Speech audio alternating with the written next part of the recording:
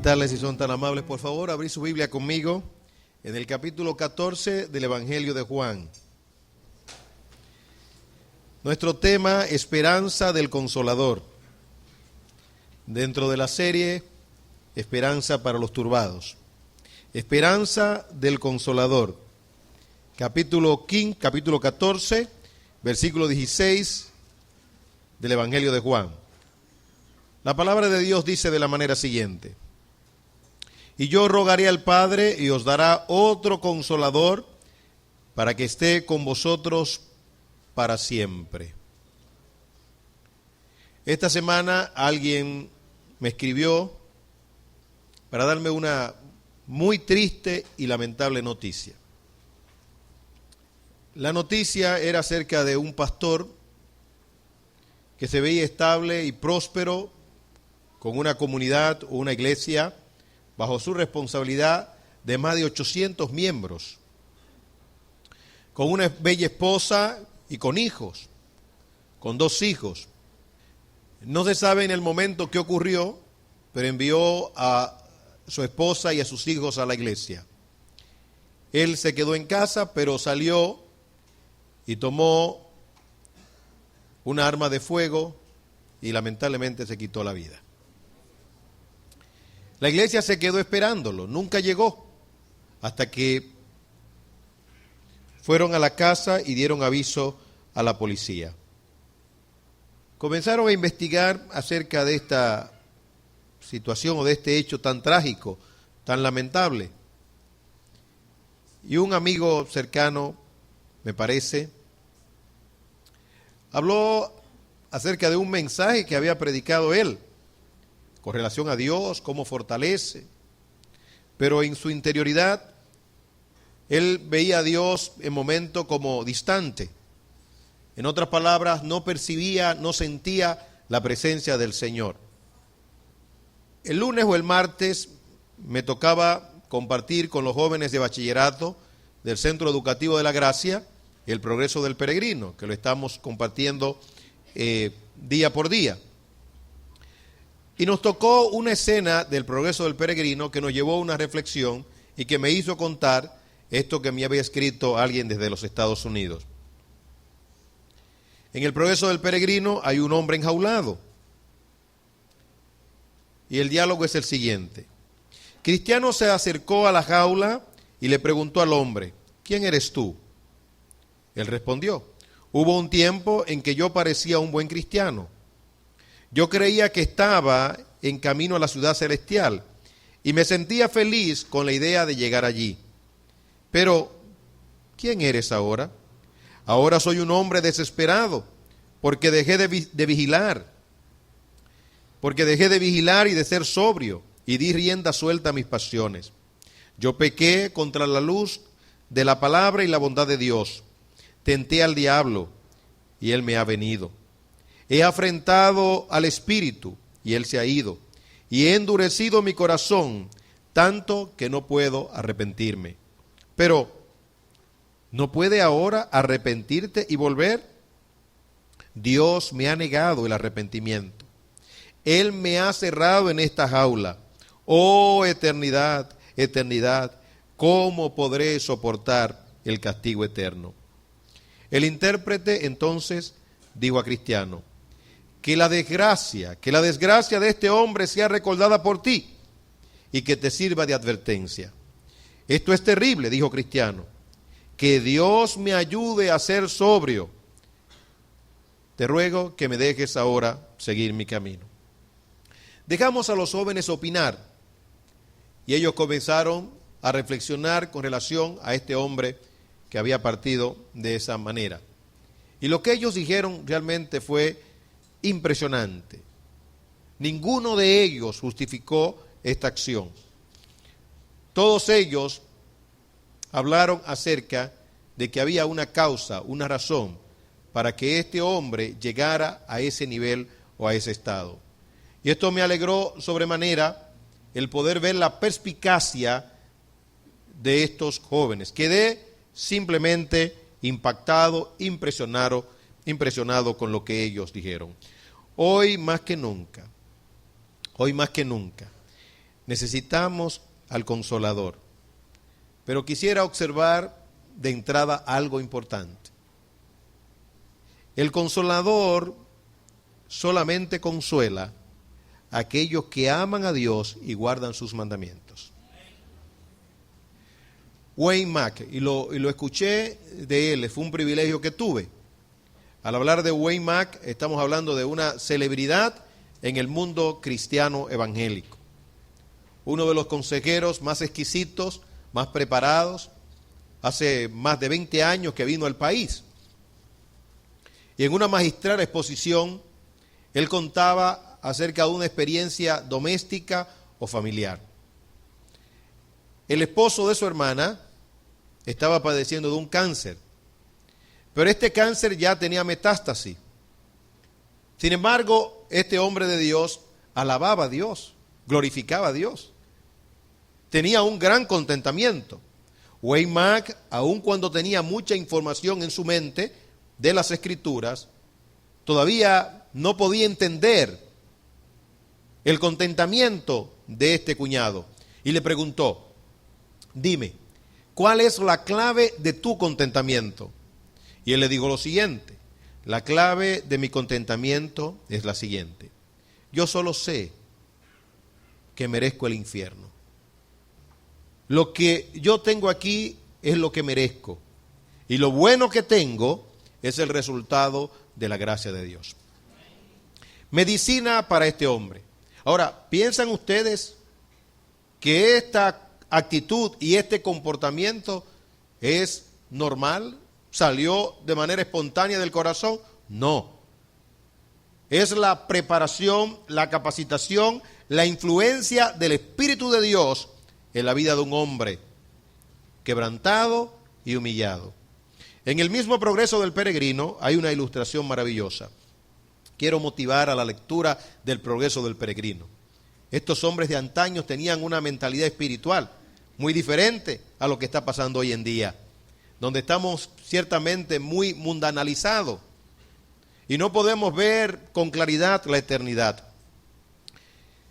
En uno de los cuadros del Progreso del Peregrino se observa una llama en el creyente, pero hay alguien que comienza a echar agua y echar agua, pero la llama no se extingue.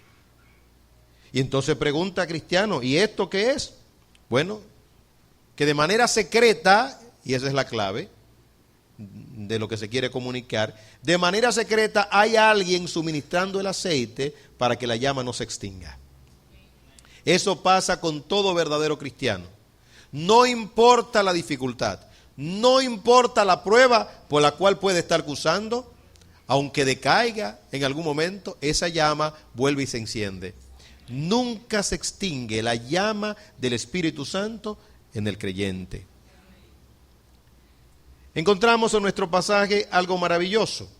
Encontramos en primer lugar que el Consolador es el resultado de la redención de Jesús. Encontramos también que el Consolador tiene una permanencia definitiva en los creyentes. Y encontramos, en tercer lugar, que el Consolador es exclusivo. En primer lugar, el Consolador es el resultado de la mediación de Jesús. Dice el texto, y yo rogaré al Padre y os dará otro Consolador para que esté con vosotros para siempre. En la exposición pasada, nosotros vimos la gran bendición de orar de manera eficaz. El Señor mismo nos motivó. Dice el versículo 13 del capítulo 14, y todo lo que pidiereis al Padre en mi nombre, lo haré, para que el Padre sea glorificado en el Hijo. Si algo pidiereis en mi nombre, yo lo haré. La oración del pueblo de Dios, aprendimos, es una oración eficaz. Lógicamente que está limitada por el nombre de Jesús. Está limitada en su alcance por la gloria de Dios. Es en el carácter de Jesús, en lo que representa su nombre. Y la motivación, la gloria de Dios. Definitivamente la gloria de Dios. Pero Dios escucha la oración de sus hijos. Ciertamente escucha la oración de sus hijos. Ahora, si Él escucha la oración de sus hijos o la oración de su pueblo, ¿cuánto más el Padre no escuchará la oración de su propio Hijo? Él dice, yo rogaré. Yo rogaré. Aprendimos en una exposición pasada que el ruego de Jesús no es un ruego de posibilidad, jamás. Jesús no ruega como quien está esperando un sí o un no. El Señor ruega con certeza. Yo y el Padre una misma cosa somos. Jesús conoce la voluntad del Padre. En otras palabras, Él no ora con duda. Siempre ora con certeza. En este caso, según los comentaristas, y yendo al original, el ruego aquí es un ruego de derecho. En otras palabras, cuando el Señor dice, rogaré, está diciendo, rogaré con derecho. Lo que voy a pedir se me va a otorgar, como en efecto se le otorgó. Nuevamente decimos, es un ruego con derecho. ¿Y qué pide Jesús? ¿Qué ruega como mediador? Fruto de su obra redentora, fruto de su obra salvadora. Dice, y yo rogaré al Padre y os dará otro consolador. Aquí encontramos algo interesante. Está pidiendo por un consolador mayor. Uno igual que él en cuanto a identidad y personalidad, pero mayor en lo relacionado con su alcance o con su dimensión. De aquí queda neutralizada la idea del Espíritu Santo como un soplo, como un viento, como un ser impersonal. Aquí observamos inmediatamente que el Espíritu Santo es una persona. Otro, en otras palabras, otro igual que yo. Otro consolador. En efecto, Cristo es el gran consolador. Consoló a la viuda cuando vio a su hijo partir. Consoló a Jairo cuando vio a su niña partir. A la mujer que tenía un flujo de sangre, también la consoló. Sanó a la suegra de Pedro, su fiebre fue reprendida. A la mujer sirofenicia, también. A Marta y María, obró en consolación. El que tú amas ha muerto. Si hubiese estado aquí, no importa. ¿No les he dicho que si ustedes creen, verán la gloria del Señor? Trajo consuelo y luego hasta almorzaron, comieron juntos. Porque Jesús es el gran consolador. Él es el salvador del mundo. ¿Qué mayor consolación que salvar? Él es grande para perdonar y es grande también para salvar. Aquí Jesús está prometiendo entonces otro consolador. Rogaré al Padre, dice él, y os dará otro consolador. Ese otro consolador, según lo que establece el panorama de las Escrituras, tiene personalidad. Por eso se entristece. Dice la Biblia, no entristezcáis al Espíritu Santo, con el cual fuisteis sellados para hasta el día de la redención. Dice más, que el Espíritu Santo se puede apagar. No apaguéis al Espíritu. Una fuerza, un viento, no se puede apagar. Dice, no apaguéis al Espíritu.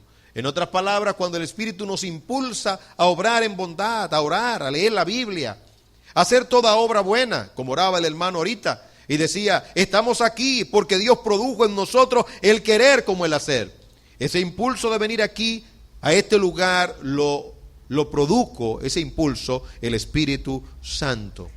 El Espíritu Santo también decide, apartadme a Pablo y a Bernabé para la obra del ministerio. Es compañero, dice el apóstol Pablo, la comunión con el Espíritu es compañero y hay que tratarlo como compañero.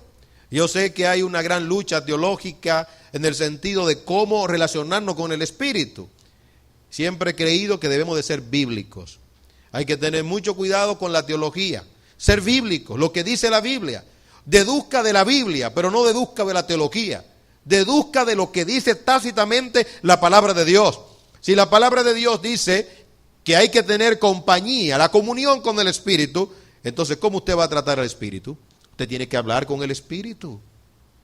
Usted tiene que saber que hay un huésped dentro de usted, que es Dios mismo, el Espíritu de Dios. Por eso no debemos pecar. ¿Por qué? Porque el Espíritu que está en nosotros es un Espíritu celoso y es un Espíritu de santidad. Debemos tener conciencia de esto. Cuando yo subo a predicar, usualmente yo le pido al Espíritu de Dios que me guíe, que me use, que sea yo un canal de bendición. No puedo subir solo a este lugar. Necesito subir con la compañía del Espíritu Santo. El Espíritu Santo convence, dice la Biblia. Convencerá al mundo de pecado, de justicia y de juicio. ¿Y cómo puede convencer el Espíritu Santo siendo un poder o una fuerza? No, Él convence en la profundidad del ser de las personas. El Espíritu Santo también advierte. Hebreos capítulo 3, versículo 7. Dice la palabra de Dios de la manera siguiente, de manera clara y precisa. Mire cómo dice Hebreos capítulo 3, versículo 7. Por lo cual, como también dice el Espíritu Santo, si oyereis hoy su voz, no endurezcáis vuestros corazones como en la provocación, en el día de la tentación, en el desierto. ¿Observa usted? Dice, por lo cual, como dice, tiene voz. Tiene voz. Como dice el Espíritu Santo, si oyereis hoy su voz. El Espíritu de Dios habla. Cuando el Señor dice otro consolador, está hablando de una persona parecida o semejante a Él. En segundo lugar, observamos en nuestro texto que el consolador viene para quedarse de manera definitiva. Y quiero observar esto a los nuevos creyentes. Y quiero observar esto a los creyentes en sentido general. La palabra de Dios alumbra. Estoy convencido de que a un creyente no hay que convencerlo mucho. Quien convence es el Espíritu Santo. Y lo digo por mi propia experiencia. Recuerdo como ahora que cuando inicié mi pastorado, muy joven, 19 años, alguien vino a predicar a este púlpito y habló acerca de Juan capítulo 14.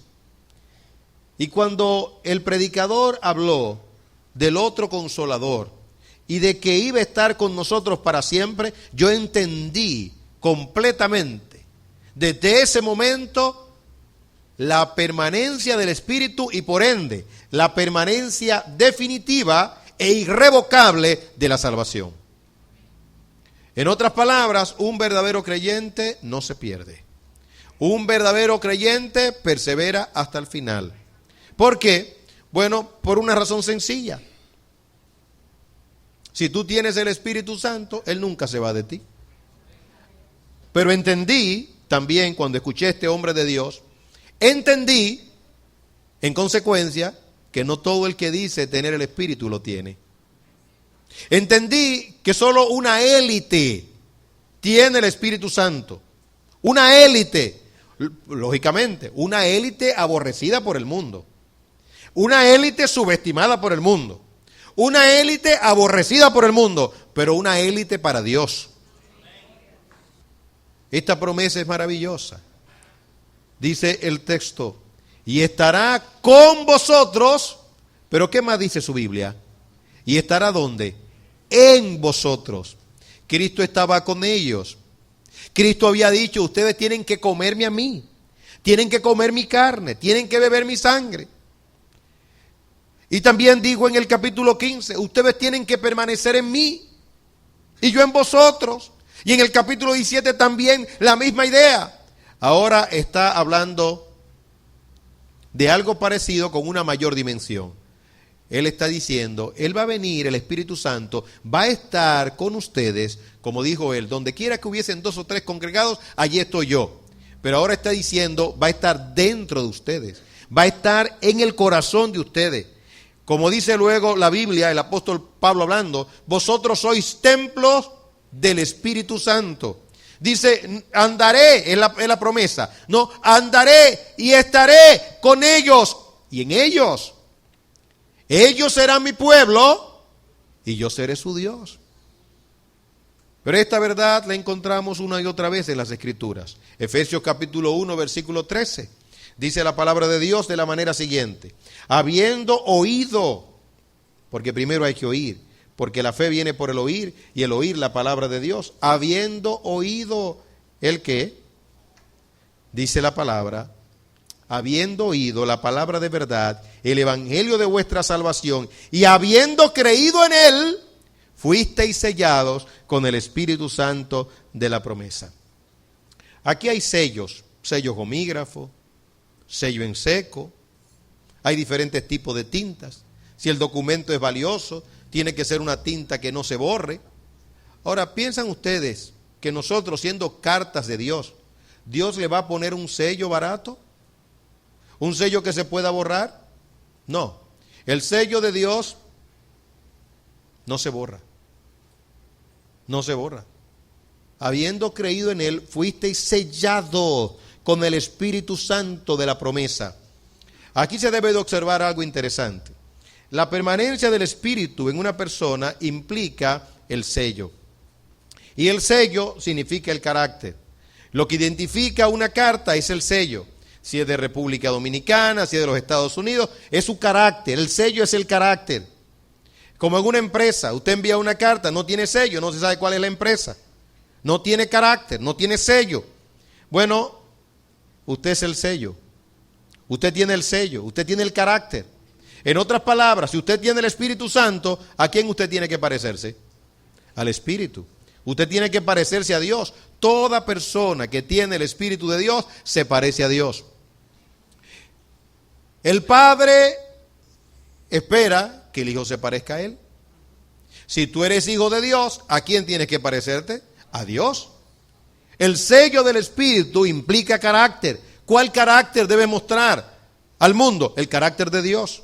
Es un carácter santo. Hay una identidad, santidad. Espíritu Santo. Fuisteis sellados con el Espíritu Santo. ¿De qué? El Espíritu Santo de la promesa. Esta permanencia definitiva, además de sello, además de que nos convierte esto en depositarios o en templos del Espíritu Santo, implica una permanencia, como ya se ha dicho, una permanencia. ¿Qué es esto? Bueno, lo que dice Pablo en Filipenses capítulo versículo 8. El que comenzó en nosotros la buena obra, la perfeccionará, ¿hasta cuándo? Hasta el final. ¿Y quién nos separará del amor de Dios? Nada nos puede separar del amor de Dios que es en Cristo Jesús, Señor nuestro. Yo quiero volver a recomendar el libro El Progreso del Peregrino. En El Progreso del Peregrino usted va a encontrar personajes. Cristiano es el personaje principal. Él llega a la ciudad celestial. Él concluye felizmente el día de su partida, entra a las mansiones celestiales. Pero hubo personas que no entraron. Tenemos a un señor llamado obstinado, ese no entró. Tenemos a otro señor llamado flexible, ese tampoco entró. En otras palabras, solamente aquel, ¿verdad?, cuyas cargas fueron quitadas cuando miró la cruz y le dieron un pergamino y fue sellado, solamente ese pudo entrar. Solamente ese pudo entrar. Por eso, alégrate en esta hora. Si tú has creído en Cristo, alégrate. El Espíritu Santo está dentro de ti. En tercer lugar, es exclusivo. Es exclusivo. ¿Qué significa esto? Bueno, veamos lo que dice el texto. Desclaro, la ley y el testimonio.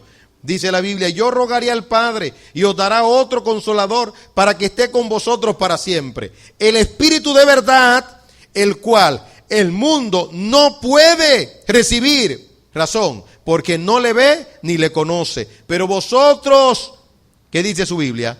Le conocéis porque mora con vosotros y estará en vosotros. Esto es realmente glorioso. Aquí debemos de detenernos un poco. Porque aquí el mismo Espíritu de Dios establece la demarcación. Hay dos líneas paralelas. Yo pienso que el que no ha entendido esto, no ha entendido lo elemental de la fe, lo elemental del Evangelio. Hay dos líneas paralelas que nunca se van a juntar. Desde el principio se habla de la descendencia de Caín, se habla de la descendencia de Abel, se habla de la descendencia de Set, se habla de los hijos de Dios, se habla de las hijas de los hombres. Hay una línea paralela que nunca se van a juntar. Se habla de los creyentes y se habla del mundo. Son dos líneas paralelas que no hay forma, no hay manera de que se puedan mezclar. Lógicamente que Cristo puso a la iglesia en el mundo y el diablo quiere poner el mundo en la iglesia. Es una lucha. Cristo puso la iglesia en el mundo y Satanás quiere poner el mundo en la iglesia. El concepto mundo es muy amplio. Algunos saben, dice, bueno, en algunas partes se habla de cosmos, el mundo, en efecto, pero aquí no está hablando de cosmos. Aquí está hablando de sistema, del mundo como un sistema. A veces es muy fácil e ingenuo clasificar el mundo. Decimos, el mundo, pues son las modas. El mundo, la pornografía. El mundo, los cantantes del mundo. El mundo, el cine. El mundo, el teatro. El mundo, bueno, el mundo es lo que vemos como mundo, pero no. El mundo es más que eso. El mundo es una idea. El mundo es una filosofía, el mundo es una corriente.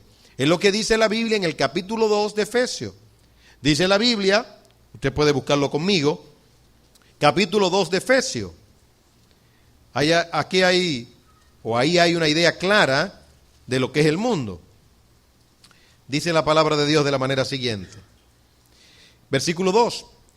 En los cuales anduvisteis en otro tiempo, siguiendo la corriente de este mundo, conforme al príncipe de la potestad del aire, el espíritu que ahora opera en los hijos de desobediencia, la corriente de este mundo. Es lo que dice Pablo también en Romanos capítulo 12, donde dice, no os conforméis a este mundo, o no os conforméis a este siglo. Es lo que dice también Santiago capítulo 4. Oh almas adúlteras, ¿no sabéis que la amistad con el mundo es enemistad contra Dios? La idea de mundo es una corriente de pensamientos. En otras palabras, todo lo que se levanta contra Dios. Todo lo que se levanta contra Dios. Esas cosas mencionadas como el cine, las modas, etcétera, son manifestaciones del mundo, pero no son propiamente el mundo. El mundo es una corriente. El mundo puede estar aquí, en un corazón. El mundo puede estar aquí en una mente o en una mentalidad. El mundo puede estar aquí en una actitud. El mundo es todo lo que se resiste. Por eso el predicador mundano no es el predicador necesariamente que vive una vida vana. Es el predicador que no toma la palabra de Dios y la expresa tácitamente, sino que la mezcla. Esa mezcla es mundana. ¿Por qué? Bueno, porque quiere complacer a Dios y quiere complacer a los hombres. Mundanalidad es predicar teniendo en cuenta al hombre y no a Dios. Eso es mundanalidad. Cuando yo quiero complacer a los demás para que los demás se vuelvan a mi favor. Ahora, ¿los de Dios se van a volver a favor de un hombre mundano? No. Los de Dios van a escuchar la palabra de Dios. Y van a repeler, van a rechazar a todo expositor, a todo predicador que quiera mezclar la verdad de Dios con su humanismo, con su lógica o con sus deducciones. Dice la Biblia con claridad que el Espíritu Santo es de exclusividad. ¿Para quiénes? Para el pueblo de Dios. Dice el Espíritu de verdad, el cual el mundo no puede recibir, porque no lo ve. El mundo no puede verlo. Y yo quiero decirles algo a ustedes. Quiero decirles algo con todo mi corazón. Si la Biblia dice que el mundo no lo puede ver, no traten ustedes de que lo vea. La Biblia dice que no, es que no lo van a ver. Es lo que dice Pablo en 1 Corintios, cuando dice, porque el hombre natural, ¿qué dice? No acepta las cosas que son ¿de qué? Del Espíritu. Porque se han de discernir ¿cómo? Espiritualmente. Para él le son locura y no la puede entender. De ahí la complicación con la psicología y con la psiquiatría. Es complicado el asunto, porque la psicología no entiende el espíritu. La psicología no ve al espíritu como consejero, y el texto dice consolador. Y otra traducción podría ser abogado, y otra traducción podría ser orientador. Otra traducción podría ser consejero, el otro consejero, el otro orientador, el otro consolador, el otro abogado. pero no lo van a entender. Y a veces nosotros queremos que nos entiendan. Y a veces hasta para que nos entiendan usamos léxico del mundo, vocabulario del mundo, mezclamos la verdad de Dios con la verdad del mundo a ver si nos entienden. Es que no van a entender. La palabra de Dios es entendida por el pueblo de Dios. Los que son de Dios, la palabra de Dios oyen.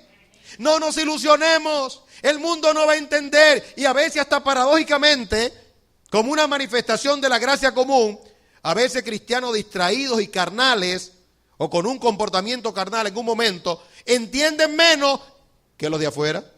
Gran vergüenza. Es una gran vergüenza. Porque los que tienen que discernir y entender la palabra de Dios son los hijos de Dios, el pueblo de Dios. Yo hago una pregunta ahora. ¿Para quién se escribió la Biblia? ¿Para el mundo o para el pueblo de Dios? Para el pueblo de Dios. Capítulo 3, versículo 16 de la segunda carta de Pablo a Timoteo. Toda escritura es inspirada por Dios, útil para enseñar, para redarguir, para corregir, para instruir en justicia. ¿A fin de qué? ¿A fin de que el mundo? No. A fin de que el hombre de Dios sea perfecto, enteramente preparado para toda buena obra. David dijo, ¿cuánto amo yo tu ley? Todo el día ella es mi meditación. Los hijos de Dios se complacen con la palabra de Dios. La palabra de Dios no es gravosa. La palabra de Dios es un deleite para el pueblo de Dios. Pero es gravosa para el que no es de Dios. En la lucha que tiene el creyente con sus hábitos pasados y con su nueva vida, necesita mansedumbre cuando va a escuchar la palabra. Por eso Santiago dice, recibid con mansedumbre la palabra que ha sido implantada. El mundo, dice el texto, no puede recibir el Espíritu. El Señor, hablando del mundo, dijo, el mundo transmite una paz, pero es una paz infundada. Por eso Él dice, mi paz os dejo, mi paz os doy. No como el mundo la da, yo os la doy. El mundo, dice el Señor en Juan, nos aborrece. Dice el Señor, no se ilusionen, no se ilusionen. Quiero recomendar nuevamente el progreso del peregrino.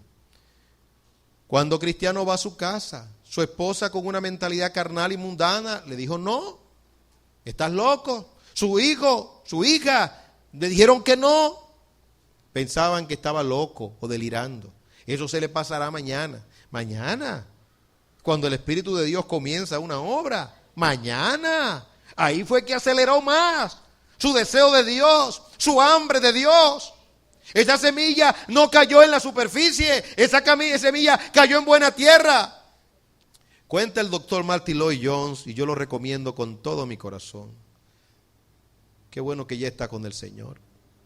Me encanta recomendar autores que se van con el Señor, porque uno puede hablar de ellos, porque ya no nos van a fallar, porque ya están con el Señor. Entonces recomiendo al doctor Martin Lloyd-Jones, el libro titulado Dios, el Espíritu Santo. Desmenucen ese libro, por favor. ¿Cuántas verdades? Dice Lloyd-Jones, hablando acerca de la obra de santificación del Espíritu Santo. Lloyd-Jones estaba lidiando con un problema que nosotros estamos lidiando ahora mismo, pastor. Lloyd-Jones decía que las doctrinas no se pueden separar. Y ahora me doy cuenta que es una corriente que Lloyd-Jones tuvo que enfrentar. Porque hay una corriente que dice, a la luz de Juan, todos tus pecados te son perdonados. La sangre de Cristo te limpia de todo pecado. Y toman Romanos capítulo 8 y dicen ninguna condenación. Dice Lloyd-Jones, entonces se paran. Y dicen que la santificación es posicional. Y al ser la santificación posicional, entonces dice Lloyd-Jones, no tiene por qué preocuparte. Lloyd-Jones dice, no es así. En todo el engranaje de la Biblia, el que ha sido justificado también ha sido santificado. El capítulo 8, al capítulo 8 le precede el capítulo 5 y el capítulo 7 y el capítulo 6, donde habla de que hemos muerto al pecado. Y luego cita a Primera de Juan, capítulo 1, donde dice si confesamos nuestros pecados. Dice, el mismo que dijo, tus pecados todos te han sido perdonados, es el mismo que está diciendo que tiene que haber confesión en tus pecados, como parte del engranaje de la doctrina. Y para citar una verdadera conversión, el doctor Martin Lloyd-Jones dice que un hombre de 70 años escuchó la palabra, era libertino. Dice Lloyd Jones, había cometido todo pecado que un hombre puede cometer. Ese hombre lo había cometido. Y a sus 70 años se convierte. Y dice que fue eso glorioso en la iglesia, una algarabía, algo extraordinario. La conversión de este hombre, con tanta fidelidad. Al otro día, en la mañana temprano, ese hombre le toca la puerta al doctor Martin Lloyd Jones. Y Lloyd Jones se asombra. Ahora el hombre está llorando y gimiendo, con sollozo, desenfrenado en sus emociones. Y Lloyd Jones dice, tuve que calmarlo primero. Y luego dime, ¿qué es lo que te pasa? Dice, es que he cometido un pecado demasiado grave. Hace 20 y tantos años, yo hablé mal de Jesús. Yo hablé mal de Jesús, dije una palabra inadecuada de Jesús. Él entendía que por ese pecado no podía tener perdón. Dice Lloyd Jones, esa es una verdadera conversión. Lo condujo a la doctrina de la justificación por la fe y el alma se aquietó, se tranquilizó. La simiente de vida que está en nosotros. Recuerdo una vez que le di consejería a un hombre, no puedo olvidarlo. Había cometido pecado de adulterio. No llegó al acto, solamente fue un toque, un toquecito solamente. No estoy hablando que se desnudó ni nada de eso, pero eso escandalizó a su familia, eso fue en su vieja vida. Y nos sentamos y yo le di una serie de exposiciones acerca del Salmo 51. El hombre era vendedor, en ese tiempo se usaban los casetes, se escuchó la serie completa. Cuando retornó, me dijo, Pastor Bayona, quiero hablar con usted. Yo quiero confesar todos mis pecados. Yo creo que confesó hasta lo que no había cometido. Y fue luego cuando su esposa le pidió perdón. Tenía dinero guardado que ella no sabía. Dinero secreto que no sabía. Digo, hay tanto, perdóname. Y comenzó a destaparse. Ahora el asunto era a ver si la mujer podía entender la obra del Espíritu Santo en el corazón de esa persona. Porque Dios sí te puede entender cuando tú te abres delante de Él.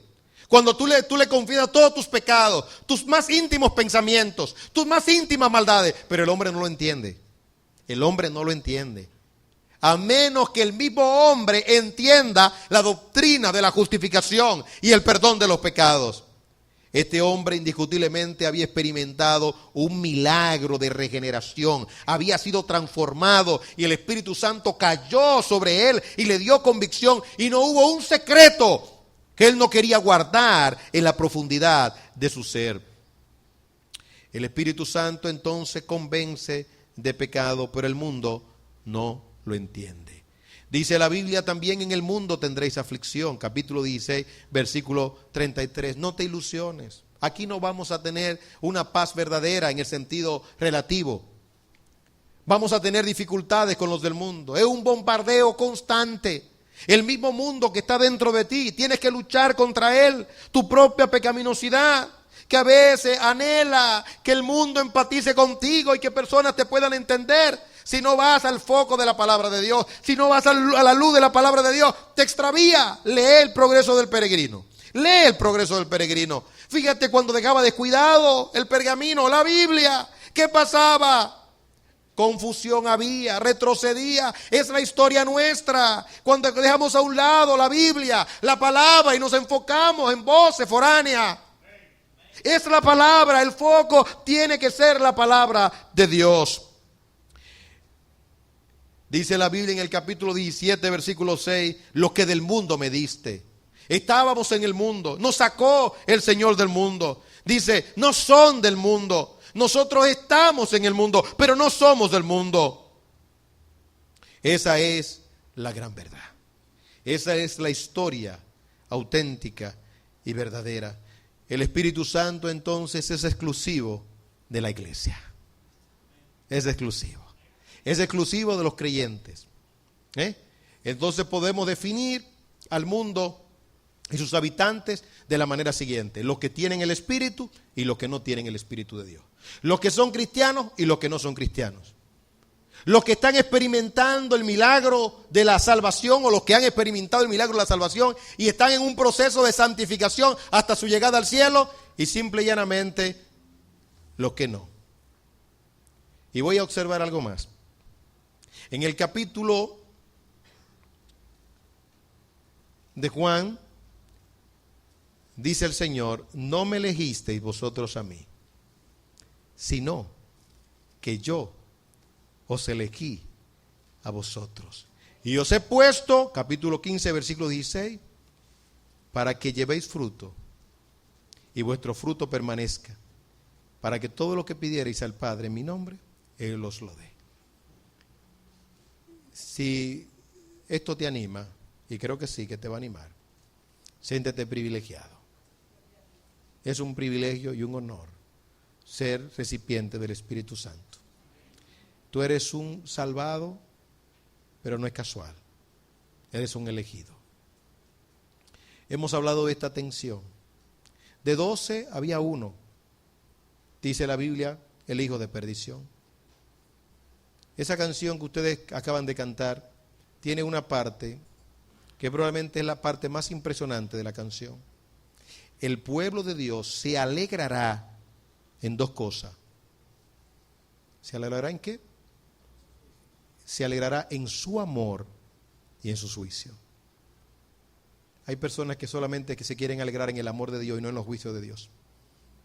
Y déjame decirte algo. Si no te alegras en los juicios de Dios, hay una mala señal. Hay una mala señal. Pastor, ¿qué usted está diciendo? Sí, hay una mala señal. Tú tienes que alegrarte de los juicios de Dios. ¿Cómo? ¿Me voy a alegrar de la desgracia? Yo no estoy diciendo que te alegres de la desgracia. Yo te estoy diciendo que te alegres de los juicios de Dios, no de la desgracia. Son dos enfoques. ¿Me permite explicártelo brevemente para que podamos cambiar un poco la mentalidad que tenemos? Porque hemos hablado de dos líneas paralelas, los de Dios y los que no son de Dios. Y ahora te he mencionado que de 12 hubo uno que la Biblia llama como el hijo de perdición. Ahora yo te voy a hacer una pregunta. ¿Estás de acuerdo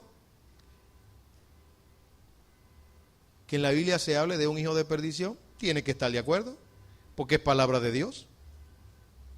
Ahora, ¿merecía ser hijo de perdición? Yo te digo de nuevo lo que te dije una vez. Dios es justo, Dios es santo y Dios es bueno. ¿Qué tienes que hacer cuando alguien es recipiente de los juicios de Dios? Empatizar. Pero empatizar con el que está siendo recipiente no significa que no te alegres en la manifestación de los juicios de Dios. Son dos cosas diferentes. ¿Qué es lo que estoy diciendo? Muy sencillo.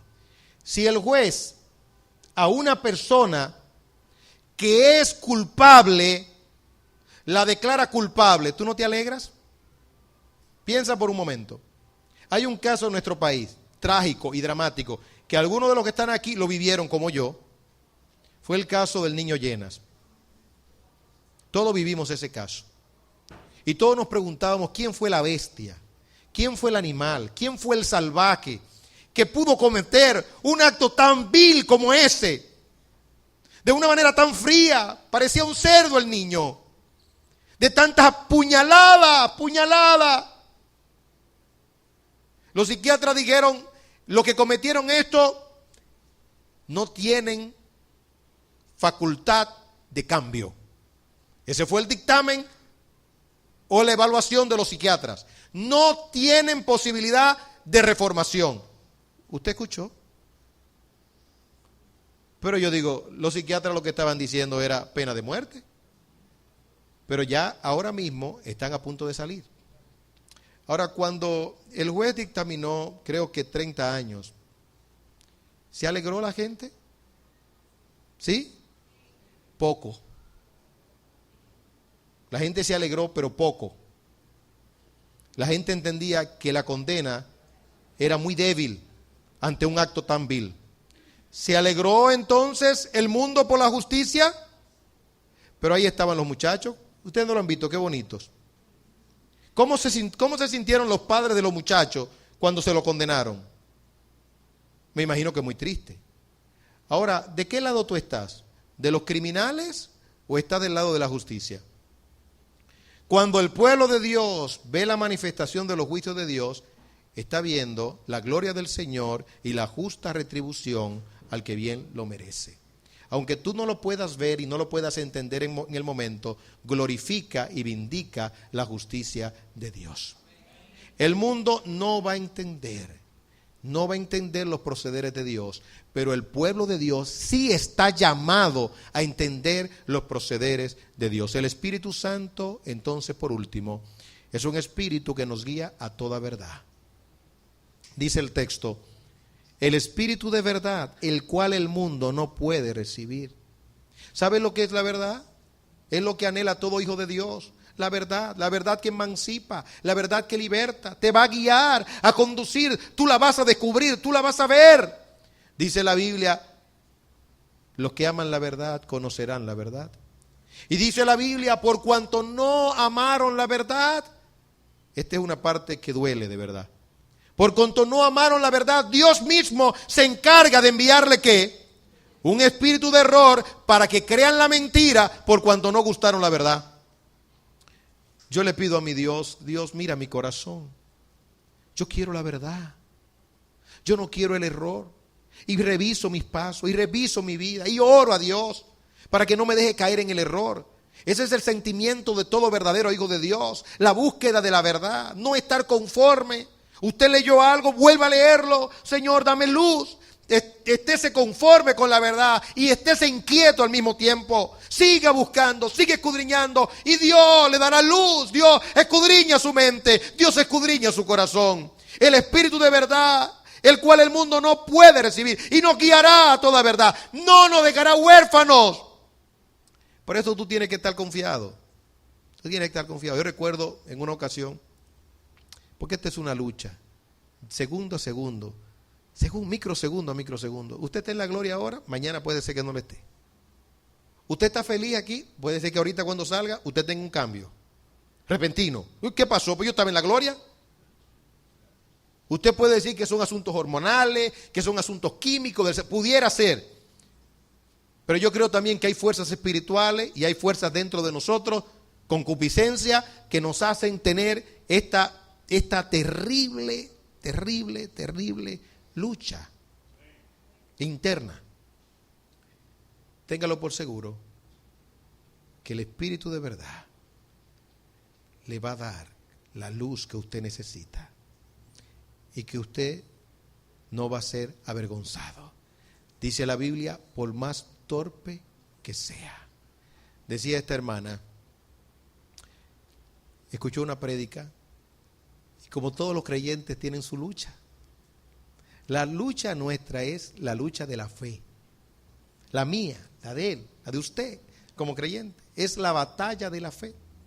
Y recuerdo como ahora que se predicó un mensaje tan contundente acerca de la resurrección, que cuando salimos al estacionamiento, esa persona me miró y me hizo así: estamos en la verdad. Yo entendí la dimensión de lo que me estaba diciendo. Yo entendí. La mente que divaga, la mente que se va lejos, la mente que dice: ¿y será cierto? ¿Es verdad el camino que hemos cogido? ¿Ha valido la pena todo lo que hemos dejado por el Señor? ¿Ha valido la pena la inversión de mi juventud en el Señor y haber desechado cosas del mundo? Mirad a aquella muchacha, le han hecho oferta, dijo que no por Cristo. Mira a aquel que por causa del Señor dijo no a trabajos que lo iban a desviar. Mirad a aquel que le hicieron oferta para hacerse famoso y dijo que no. Y de repente ahora está pensándolo. ¿Hice lo correcto o no lo hice? Yo tengo un familiar que se entendía que su brazo era más poderoso que el de Pedro Guerrero. Toletero, muchacho fuerte, ustedes lo han visto, él ha venido aquí. Estaba firmado, contratado, y él le dio mente al asunto. Dijo: es que voy a tener que jugar los domingos, es que me voy a desviar, es que no puede ser, y rechazó el contrato. Hoy en día nos vemos en los Estados Unidos, él está casado, estable con su familia en el Señor. Y él como que le viene la duda, como: ¿realmente hice lo correcto? ¿No fue la influencia del momento? Digo: mire mi amiguito, bendiga al Señor, que lo bueno es que usted está en el camino del Señor. Segundo, ahí usted tiene a su esposa y tiene a sus hijos. Además, si usted hubiese sido famoso, probablemente no estuviera yo almorzando con usted. Así de sencillo. No estuviéramos hablando cosas del Señor, porque hubiese sido tan grande y tan famoso, tan espectacular, que quién sabe si hubiese estado envuelto en vicios y en droga. Y ahora el Señor lo tiene en su redil y nada le ha faltado. El Espíritu de verdad nos va a guiar. Y yo le voy a decir algo que le sirva de aliento a todos los que están aquí, que han cogido el camino correcto. Si le falta la madre, si le falta el padre, si le faltan los amigos, cualquiera que le falte, le tengo una gran promesa del Señor. En la gloria venidera recibiremos mucho más. Y no lo vean tan lejos, eso está al doblar de la esquina. No lo veamos tan lejos, el tiempo ha pasado. Y aquí estamos todavía. El Espíritu de verdad nos guiará a toda verdad. Estamos en lo cierto. La turbación, en conclusión, de un cristiano. La turbación de un cristiano es por su distanciamiento con el Espíritu Santo. Cuando un cristiano está turbado, ansioso, deprimido, apagado, desinflado, es porque tiene un distanciamiento con el Espíritu. Y no lo digo solamente porque la Biblia lo dice, lo digo por mi experiencia. Por mi experiencia. Cuando estoy cerca del Espíritu, cuando confieso mis pecados, cuando me lleno de su palabra, cuando estoy sintonizado con Él, entonces soy fuerte, tengo vigor, tengo ánimo, estoy motivado, tengo ganas de vivir. Cuando estoy distante del Espíritu, cuando guardo pecado en mi corazón, cuando apago el Espíritu, entonces no tengo ganas de vivir, estoy triste, tengo melancolía, el espíritu del mal toma libertad para poder aguijonearme. Pero cuando la gracia de Dios me cubre con su Espíritu, todo cambia. El sol que no brillaba comienza a brillar. El aire que no lo sentía, comienzo a respirarlo. El amor de Dios que no lo percibía, ahora lo percibo. El amor del pueblo de Dios también. La esperanza que se veía difusa, ahora se ve clara, clara. El cielo se ve glorioso. El infierno terrible. Y el pecado grosero. El cambio, la presencia del Espíritu. Que la comunión del Espíritu esté con nosotros. No lo ignoremos, no lo ignoremos. Él se mueve como paloma. Es sutil y sigiloso. A veces viene como un viento recio, fuerte, agresivo. A veces nos da perspicacia, luz, discernimiento. A veces aplica de manera fuerte la palabra. Nos advierte, no lo haga, no lo haga, no lo haga. Lo advierte, yo estoy seguro que lo advierte. No tengo duda, no porque alguien me lo contó. Es la experiencia mía con el Espíritu Santo. Yo he pecado, pero el Espíritu me ha advertido primero, no lo hagas. Yo he sabido oír al Espíritu y he sabido no oír al Espíritu. Cuando lo he oído, me ha ido bien. Cuando no lo he oído, me ha ido muy mal. Oigamos al Espíritu de Dios. Lo que tiene el Espíritu de Dios para nosotros es bueno. Que la fe nos permita a nosotros salir de aquí con esa conciencia. Cuando vayas en el carro, Él va contigo. Cuando estás en la cocina, Él está contigo. Dice David, aún cuando duermo, habla mi conciencia. Hasta en las noches nos habla a nosotros. ¿Hay alguien aquí que no tenga el Espíritu? Cree en Cristo y hágase depositario de Él. Que Él viva dentro de usted. ¿Alguien ha apagado el Espíritu? Pida perdón. ¿Alguien lo ha entristecido por algún pecado? Confiese su pecado. ¿Alguien lo ha ignorado? Pida perdón por su incredulidad. Este es un tiempo de revitalizarnos en Él, de fortalecernos en Él y de ver día glorioso, muy glorioso. Permítame concluir con esta ilustración. Un hombre, es una anécdota, fue a comprar un freezer, un refrigerador. Y con la modernidad de ahora, pues el vendedor le dijo, ¿usted quiere uno moderno? Con toda la modernidad del mundo. Pues yo le tengo uno. Mire, este freezer es con todos los poderes, con todos los power. ¿Sí? Claro. Enfría mucho, eso hace hielo por doquier. Arriba, abajo y en el medio. ¿Sí? Así mismo. Además de eso, tiene un toca CD. Sí, claro que sí. Y tiene un televisor integrado por si usted lo necesita.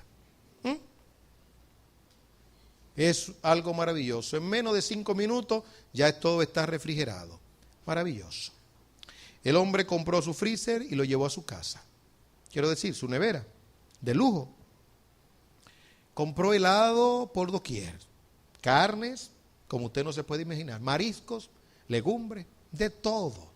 Huevo, y lo metió todo allí. Ay, se acostó a dormir. Cuando se levanta en la mañana, el hombre entiende que todo está nítido. Va a buscar su hielito. Lo que encuentra es un mojadero por todo lugar. El helado derretido. La carne de onda. Las legumbres se habían dañado. Todo. Y el CD no funcionaba. Y el otro aparato tampoco. Y llama de repente al que se lo vendió. Señor, pero usted me ha engañado. Sí, revise la nevera. No, eso está bien. Revise la puerta, la otra puerta. Sí, todo está bien. Perdón. Señor, revise a ver si usted conectó la nevera. No, y había que conectarla. Nosotros tenemos todos los poderes que nos da el Espíritu. La única cosa que nos hace falta, ¿saben cuál es? Conectarnos al Espíritu. Padre, te bendecimos, te damos toda la gloria y toda la honra, porque tú la mereces. Que tu gracia nos bendiga siempre, que seamos siempre depositarios de tu amor y de tu misericordia. Oh Espíritu Santo, salva a los que no te conocen y fortalece a los que ya te conocemos.